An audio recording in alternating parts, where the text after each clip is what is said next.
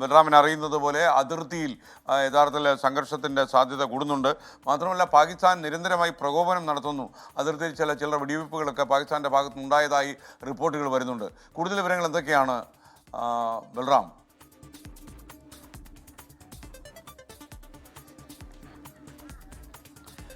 S K സൂചിപ്പിച്ച പോലെ തന്നെ ഈ പെഹൽഗാം ഭീകരാക്രമണം കഴിഞ്ഞ് തുടർച്ചയായി പാകിസ്ഥാന്റെ ഭാഗത്തു നിന്നും പ്രകോപനം ഉണ്ടാവുകയാണ്. അത് നേതാക്കളുടെ വാക്കുകളിൽ ആണെങ്കിലും അതിർത്തിയിലെ വെടിവെപ്പിന്റെ കാര്യത്തിലാണെങ്കിലും പാകിസ്ഥാൻ തുടർച്ചയായി പ്രകോപനം ഉണ്ടാക്കുന്നു.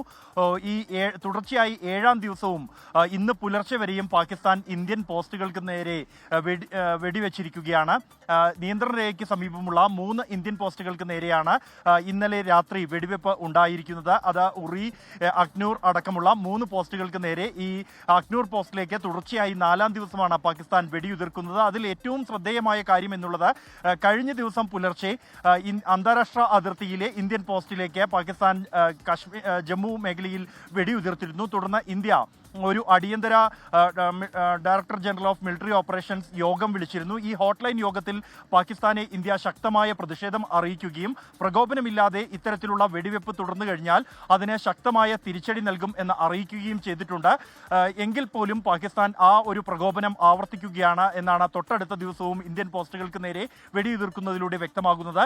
സ്മോൾ ആംസ് ഉപയോഗിച്ചാണ് ഇന്ത്യൻ പോസ്റ്റുകൾക്ക് നേരെ പാകിസ്ഥാൻ വെടിയുതിർക്കുന്നത്. അത് പ്രകോപനമുണ്ടാക്കുക എന്നുള്ളത് തന്നെയാണ് ലക്ഷ്യം വെക്കുന്നത്. പരിക്കേൽപ്പിക്കുക എന്നതിനപ്പുറത്തേക്ക് ഇതേ മട്ടിലുള്ള തിരിച്ചടി തന്നെ പാകിസ്ഥാന് നൽകിയതായി ഇന്ത്യൻ സൈന്യം അറിയിക്കുന്നുണ്ട്. എന്നാൽ ആവർത്തിച്ചാൽ കനത്ത തിരിച്ചടി തന്നെ ഈ വിഷയത്തിൽ നൽകും എന്നാണ് ഇന്ത്യൻ സൈന്യം വ്യക്തമാക്കിയിരിക്കുന്നത്. ഔദ്യോഗികമായി ഇന്നലെ നടന്ന ഈ ഹോട്ട്ലൈൻ മീറ്റിംഗിലും ഇന്ത്യ ഇക്കാര്യം അറിയിച്ചിട്ടുണ്ട്. അതേസമയം ബൈസരൻ വാലിയിൽ ഇപ്പോഴും അന്വേഷണവുമായി ബന്ധപ്പെട്ടുള്ള NIA-യുടെ നടപടിക്രമങ്ങൾ തുടരുകയാണ്.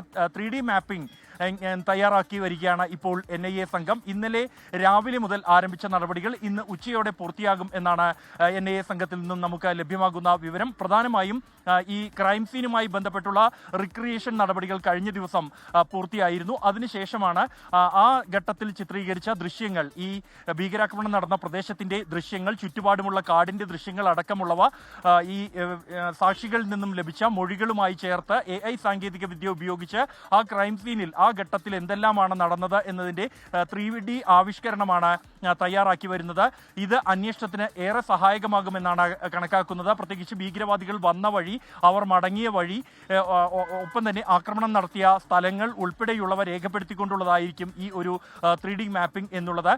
പ്രധാനമായും ഈ ഒരു മേഖലയിലേക്ക് ആളുകളെ എത്തിച്ച് ആ സമയത്ത് അവിടെ ഉണ്ടായിരുന്ന സാക്ഷികളെ എത്തിച്ച് മൊഴിയെടുക്കുക എന്നുള്ളത് ദുർഘടമായ ഒരു സാഹചര്യം നിലവിലുണ്ട്. പ്രത്യേകിച്ച് സുരക്ഷാ സാഹചര്യങ്ങൾ, ഒപ്പം തന്നെ നടന്നോ കുതിരപ്പുറത്തോ മാത്രം എത്താവുന്ന സ്ഥലം എന്നിവയെല്ലാം ഇതിന് വലിയ പ്രതിസന്ധി സൃഷ്ടിക്കുന്നു. അതുകൊണ്ട് തന്നെ ഈ 3D മാപ്പിംഗ് പൂർത്തിയാകുന്നതോടെ ഈ സാക്ഷികൾക്ക് മുന്നിൽ ഇത് കാണിച്ച് അതിൽ എവിടെയായിരുന്നു അവർ ഉണ്ടായിരുന്നത്, ഏത് ഭാഗത്തു നിന്നാണ് വെടിവെപ്പുണ്ടായത്, ഭീകരർ വന്നത് എന്നതടക്കമുള്ള വിവരങ്ങൾ ചോദിച്ചറിയാൻ കഴിയും.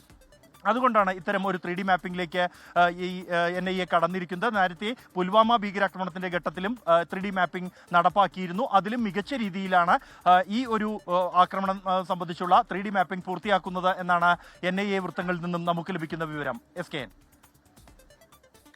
Okay, thank you Balram Nedungadi. പഹൽഗാമിൽ നിന്ന് തന്നെയാണ് ബൽറാം നമുക്കൊപ്പം ചേർന്നത്.